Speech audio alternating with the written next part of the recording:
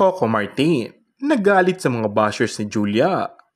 Grabe kong laitin ng ilang netizens si Julia Montes dahil lang hindi na nga masyadong focus ang aktres sa showbiz ngayon. Ang ilan ay kinumpara pa ito sa boyfriend na si Coco Martin.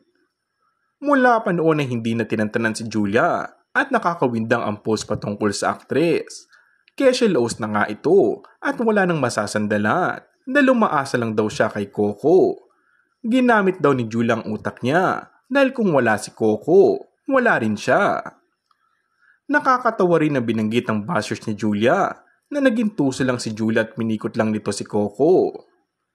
Nagalit syempre ang Coco Jules fans at kinontra ang sinabi ng bashers na laos na ito dahil may kasalukuyan itong teleserye sa Kapamilya Channel na Saving Grace. May sariling negosyo din daw ang aktres ngayon. Kaya sana daw ay tigilan na ang pagninega dito. Ayon naman patulan ni Coco, ngunit tiyak naman na nagalit ang aktor sa mga patutsada sa girlfriend nito.